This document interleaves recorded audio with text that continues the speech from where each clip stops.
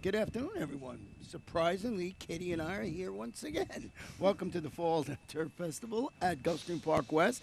Another beautiful day in South Florida. It sounds like a broken record. You have warm temperatures, fast main track, firm turf course.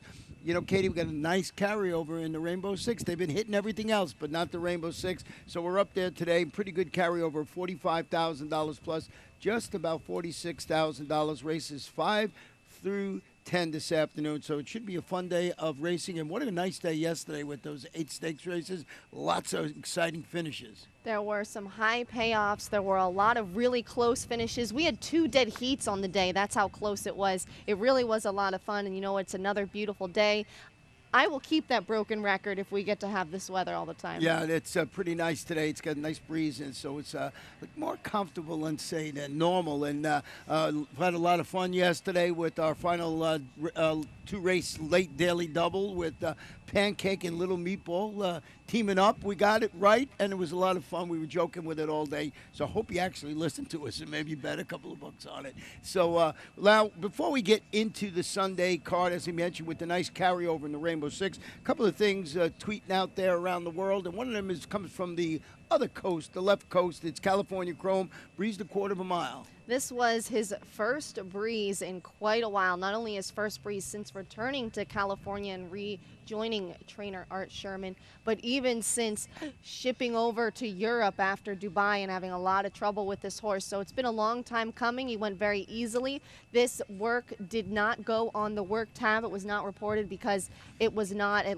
minimum of 3/8 of a mile. So here it is being reported from Jay Privman that we know very well, and looking forward to seeing how California Chrome progresses. I believe he's targeting a race out in California in January. Well, the most exciting race, or one of the most exciting races yesterday, was the finish of this race where Old Time Hockey came flying at the end. There were 4 horses on the wire, and they were separated, the whole 4, by maybe 2 heads. This was the first stake on the program and probably the most exciting race of the day. What a way to start the day yesterday with this race in the Millions Turf Preview. Old Time Hockey got up in the final jump on the far outside, 4 horses abreast at the wire. That was a lot of fun. Yeah, that was where we had one of the dead heats for second between the 2 horses in there. So what an exciting race that was. And another exciting race, Saraguro winning. Saraguaro won the Millions Classic Preview, was very impressive. Here is his owner, Ramiro Restrepo, that we know very well, a Fasig-Tipton representative here in South Florida. Says he must be dreaming. This is his 2nd straight stakes victory. The horse is really coming into his own. Really exciting race. And speaking of this race, let's show it. Yeah, let's show the stretch run of the Millions Classic Preview, and then you'll see him turn for home. It was a really nice performance, and he comes off the turn with the lead, 5-2. You know, a couple of horses in here that we were surprised didn't fire their best. Yeah, that being the favorite in East Hall, he finished off the board in this race. He won this race last year, but Saraguaro gets the best of them all in this particular race. Actually, looked like he's coming a little bit back at the end, but he holds on, and he actually galloped out very, very well past the field, opened up a really nice lead. So I'm looking forward to seeing how this horse continues to progress, and clearly he has shown an affinity for going 2 turns. Yeah, and he you know, worked up to the race in good form. He really looked, you know, we were saying after the race, we knew that was the right one. We knew that was the right one. You know, you still had to go with the favorite, but certainly Saraguro, for all he did, was worth it. Now we will get into the Sunday card. Our first race on this beautiful afternoon, as we mentioned, 5 furlongs on the turf, maiden claim is 3 and up, $12,500 in here, and we do have a scratch in here of the number 2 horse in the first race, and I went with the number 5, Katie, and so did you, and that's Kirky's Dreams, getting closer and closer to the maiden victory, and was beaten only a nose at this level of distance last time out. The natural progression is a win today. You know, we spend a lot of time together when our notes read identically, because mine say this trainee has gotten closer and closer because he just is. The finishes are just getting tighter and tighter. He finished 2nd, beaten only a nose in his last start here on October 25th. This horse, we've been saying, the turf course is not playing to the speed, but I think this is a horse that can overcome it because he looks to be the lone speed in this spot. Comes in this race owning the co-highest last out buyer of the field and does not have to improve all that much to get the win. Well, number 10, Little Camaro having second, you in third, is cutting back to this 5 furlong distance after tracking the action 5 wide, finishing third against Similar, going 7.5 furlongs. That is around 2 turns. I think with the turn back this afternoon, this Michael Yates trainee, Juan Laver in the saddle, will carve out a nice stalking trip in this race. Yeah, he's run with a lot tougher. I think he definitely fits in well in this race, as does the 7, which we both use. That's It's My Valentino. Yeah, this one closed from 10th and last time out to finish a half length behind Kirky's Dream. Should be able to grab a share today. If not, turn the tables and finish in front of Kirky's Dream this time out. His running style certainly does suit the way the turf course has been playing, but he's going to need to sit closer than he did last time out when he was back in 10th if he wants to catch a coasting Kirky's Dream, because, again, I don't see a lot of other accompanying speed in the spot. And, I noticed yesterday a little bit, a couple of the races, it looked like speed was faring a little better on the turf course. They didn't win. We still got the Stalkers in there, Right. but they held on a little longer. Last week, say, they were just collapsing in the stretch. The speed was going back, and the other horses were grabbing them. So, a horse, like we said in the first race, Kirky's Dream, the lone speed certainly can win that race.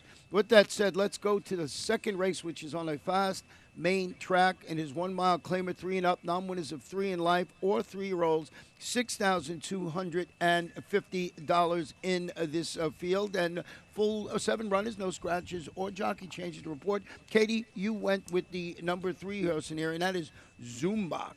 I like this horse in here. He's a really consistent performer at this level of competition and a 3-time winner at the distance. Last time out, I thought he made a pretty steady bid to finish third.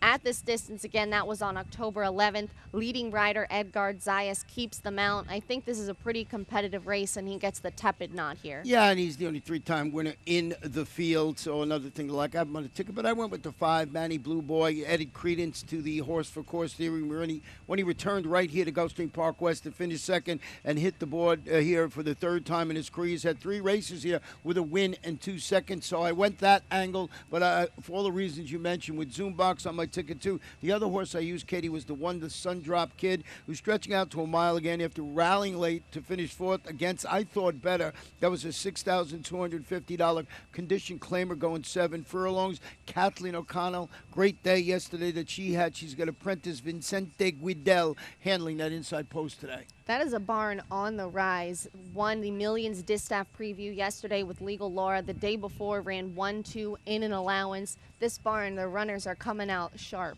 Who else you use? I threw in the 6 Miles More, making his first start since August when debuting for the Walter Woodard barn. Hasn't run since finishing 7th when running at this particular level, but it was an open company, so gonna come off a bit of a well-deserved freshening against condition claimers. Should fit in well. Well, let's go to race number 3, and this is one nice race. It's a 5 furlong turf allowance, fillies and mares, 3-year-olds and up. The purse for this race, $39,000. 8 runners in here, no scratches or jockey changes. Want to go back and show you performance of the horse that Katie and I both have on top of our ticket. That's April Rose up at Saratoga. This race is a nice race largely because of the presence of this filly. She seems to be very talented. This was in an allowance up at Saratoga on August 4th. What a rally from this filly. This was just her 2nd career start. She is undefeated for trainer Eddie Pleasa Jr. Looking to remain undefeated today. Coming out of a tough race, facing winners for the first time in an allowance at the Spa and winning. Hard to do, turning a bullet move at Palmettos to sharpen up for this race, and she looks to be something else. And getting a little break in the weights today with the apprentice, Vincente Guidel, in the saddle today. How about number 7 in here that Katie has in third, I have in second, is facing winners after returning from about a 4-month plus layoff to Breaker Maiden, going 5.5 furlongs on the Laurel turf. Say, oh yeah, on the Laurel turf. But then I say the trainer, Christophe Clement, who does an excellent job, Paco Lopez guiding. This is a $175,000 daughter of Street Sense, and I just think she's sitting on another top performance. She's going to have to face winners for the first time. Great connections. Paco Lopez, talking about a guy who just came in and exploded. He's been having so many victories, and rides a lot for Eddie Pleasa Jr., but ends up on number 7, Smoke Signals today. And I just thought that was a logical choice to maybe turn the tables on April Rose. And a lovely pedigree. She's out of a Grade 1 stakes place mare. I was a little concerned, facing winners for the first time. She broke her maiden at Laurel. This might be a little bit of it certainly is a step up. It's a tougher spot, but she definitely, especially with those connections, Christophe Clement, should be on your ticket somewhere. And I mentioned what a great race this is because the third horse that we want to talk about, but the second on Katie's ticket is Don't Blame Me. This is a Grade 3 stakes place daughter of Blame. Yeah, and you know what? This is just her second start off a pretty significant 9-month layoff. And she had that time off after running in the Grade 1 Starlet. So already Grade 1 experience for this daughter of Blame. Last time out was her turf debut. Coming off the long layoff, ran very, very well. She finished second, only beaten a length and a half. Returning from a much shorter 10-week freshening today, has a class edge, and I think she can build off that last race. Yeah, I mean, April Rose, you would think undefeated, went up to Saratoga. I think you got to use all three of these on your early pick 4 ticket because it is very competitive. And like I said, a really, really nice race here, and you start seeing the winter trainers' names popping up there. Eddie Plisa, of course, Christophe Clement, Kristen Mulhall. So really nice race for race number 3. We'll go to the 4th, 6 furlongs, maiden claimers, fillies and mares, 3 and up, $10,000, 7 in the field, no scratches, no jockey changes, a wide open affair. Katie and I both went with Platonic Love. This is a very tough race. I give a slight nod to this horse and hoping that she can rebound from her performance last time out. Sat up on the pace, faded to 5th here. But that was after she cut her tag in half to drop to this level 2 back and finish second, only beaten a length and a half. So I'm hoping, taking the bounce rebound angle here, I think she might have a bit of some back class edge here, and that's why I gave her my top slot. The number 4, Transcendental Faith, is hoping to notch the elusive maiden victory after tracking the pace, finishing second at 78-1 last time out at this level and distance. Thought it was a logical choice to be on the ticket, and I see that you did too. I closed it out with the one closed connection. You had the number 6, Operata? Yeah, this one from the Fernando Abreu barn, making her main track debut today. I think she can't find a better spot to do so. Her dam actually broke her maiden on the main track as well. A daughter of Montbrook, progeny win at a solid 14% in dirt sprints. Again, this is a wide open race. Yeah, that's where you go a little deep is what we're trying to say in your Rainbow Six. But that's not your Rainbow Six. I mean, in your early pick 4 because the Rainbow Six starts in race number 5, 1 mile on the turf, 3-year-olds and up, $10,000. Scratch the 8, scratch both main track onlys, 13 and number 14. And we went back and show you a performance of a horse I have, and so does Katie on top of our ticket, and that is Majestic Jess, and this is up at Monmouth Park. This is, and it's back on September 26th. I thought this was a pretty nice effort from Majestic Jess. She actually drifts out a bit in this race, and that is going to cost her a position as a horse here on the inside, gets up to beat her. She drifts out, she runs back on. She's only beaten a neck. This was going 1 mile and a 16th. Love the turn back. The barn has been very, very hot.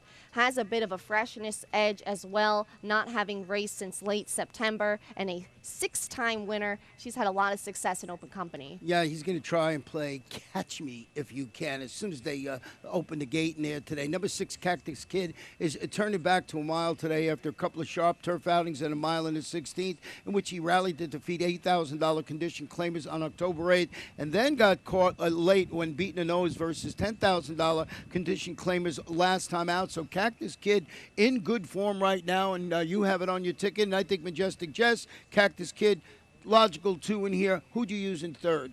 I use the 4, Yari. I think there's a lot of speed in this race, and this one will be part of it. Who's going to go? Who's going to take back a little bit? This one, I like the class drop, getting class relief for trainer Jane Sabelli. Last ran against $16,000 claiming competition. Well, we mentioned this horse a lot last week because of what it did, and that's the 10, Dreaming of Clarice. This one's going to try and make it 3 in a row after leading every step of the way against that pronounced the Starker closer buyers to win at this level and distance. The concern is, Arun is a speed duel. There is a lot of speed in this race. This one's breaking from post 10. There's one scratch to its inside, but it's going to have to go out there on the edge, and it's proven it can do it. So, a horse that I just threw on the ticket, 12-1 on the morning line, and one of these horses looks like in such good form right now, maybe could steal one more. Yeah, I think Cactus Kid is the one that's going to end up sitting the trip here, but we'll see how many of them actually go up and have their sights set on having that lead. Well, let's go to race number 6, and this is where our final pick 5 of the afternoon starts.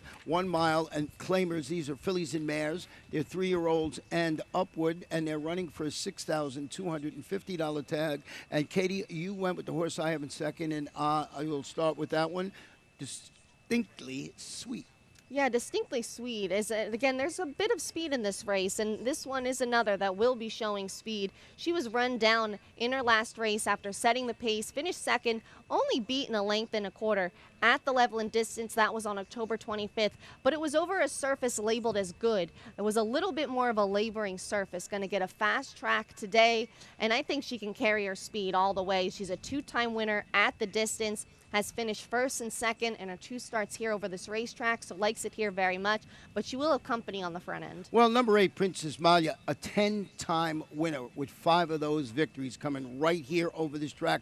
11 races here, 5 wins, 3 seconds, returns after setting the pace and weakening at the quarter pole to finish third. That was across town in a 1-turn mile. Peter Walder, Tyler Gaffione, rationing her speed around 2 turns today, and I'm just going with the old horse for course angle, putting 1 on the ticket. You know, we're basically in agreement here, having boxed up, and we both used number 3, Starship. Lisa used it in second, I used it in third. This is one that, again, could sit the trip if things get too hot on the front end. Last time out, made a steady bid on the inside, finished 4th against $12,500 claiming competition, going 7/8 of a mile. She was probably looking for a little bit more ground that day, and she gets it today. Also gets a slight break in competition level, though she is stepping up in condition level to face open company. Yeah, and not too much this time of year, but she's the only 3-year-old in the whole field. So, you know, they're more even at this time of year, but just wanted to point that out to everyone.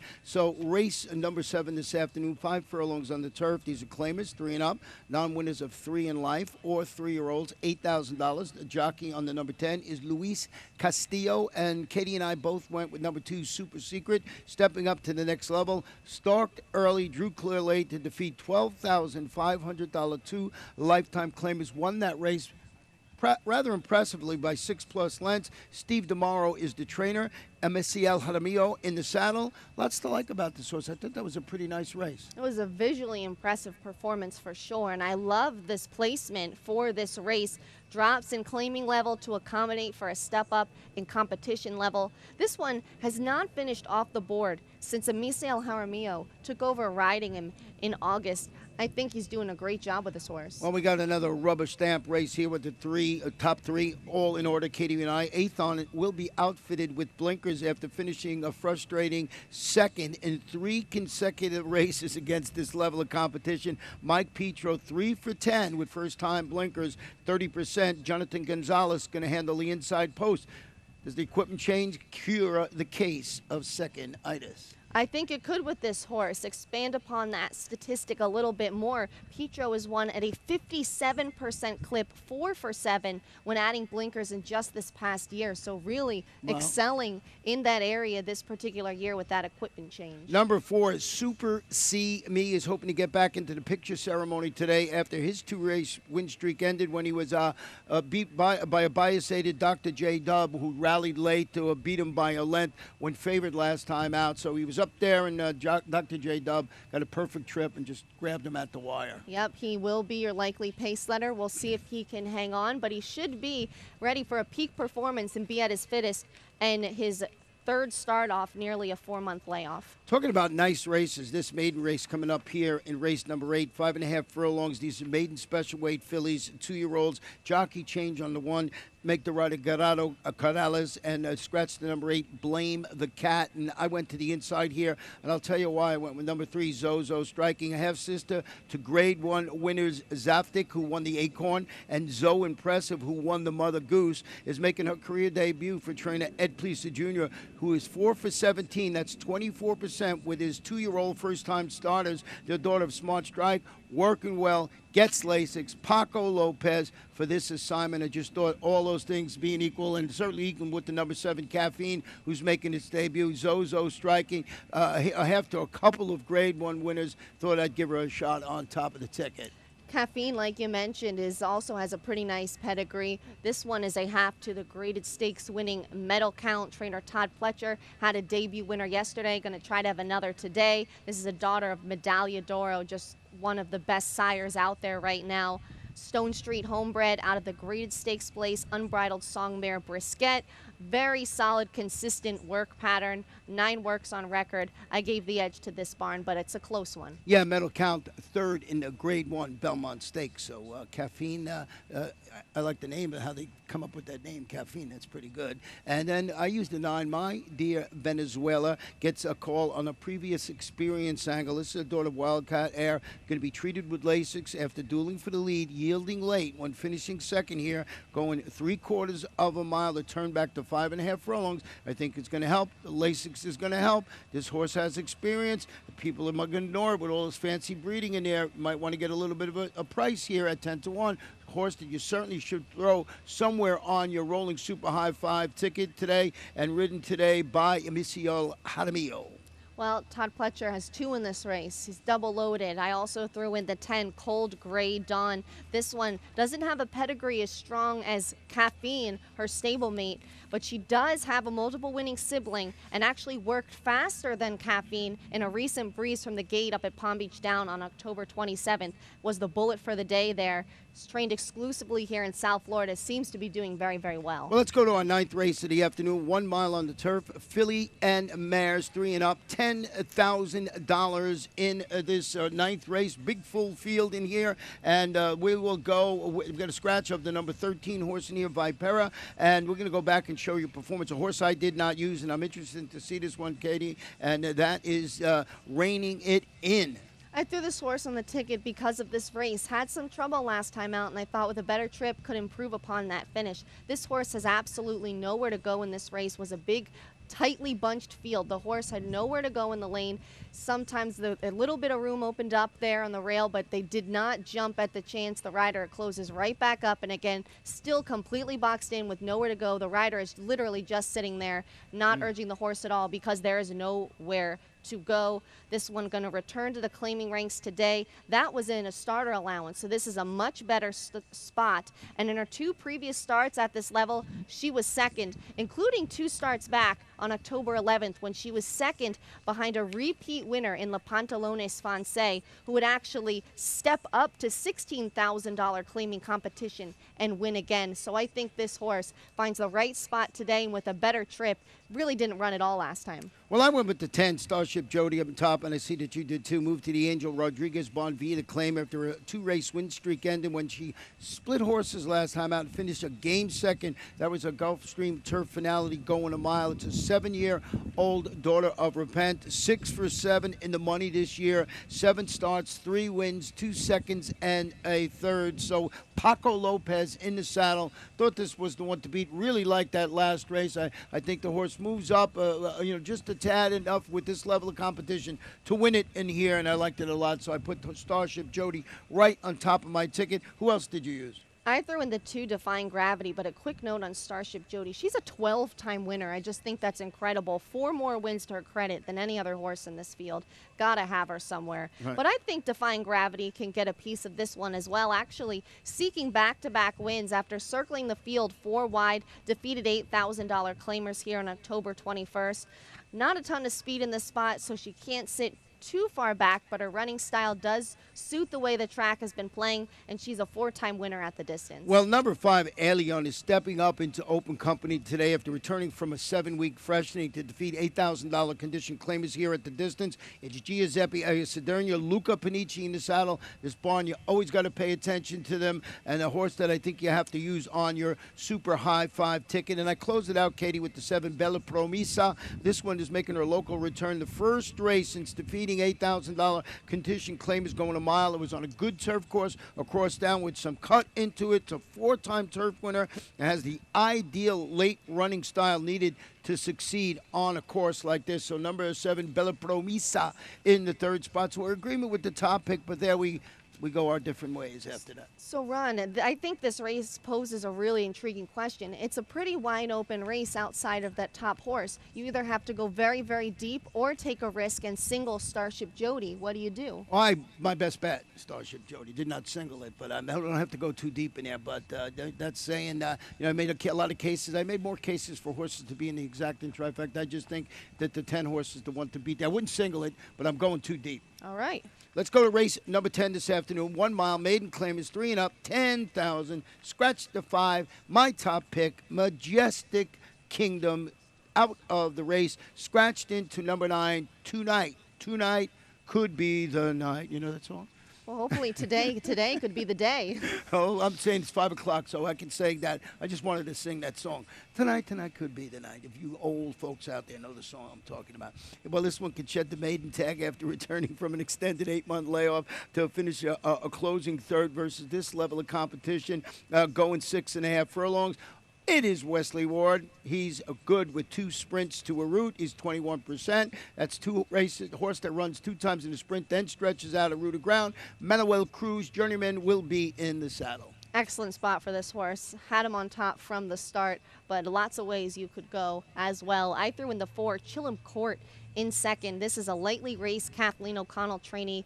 Cutting his tag in half, finished off the board in a $20,000 maiden claimer on turf here on October 14th. But in his career debut, he finished on dirt behind repeat winner Social Roy and next out winner Pure Talent. A bit of a key race.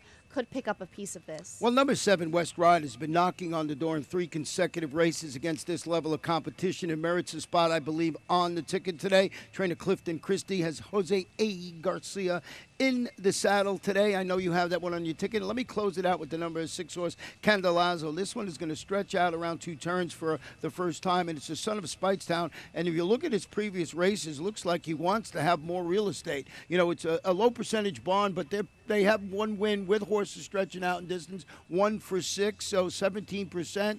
I just think this horse, once again, could be somewhere on the ticket today. Wide open final race. Yes, I agree. Go deep everywhere you can. Late pick 5, Rainbow 6, late pick 4, anywhere.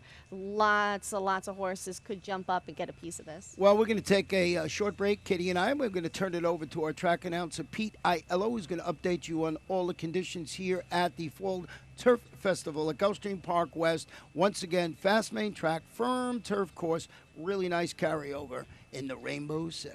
Would you like to close us out with finishing that song? No. That's okay. I want people to stay.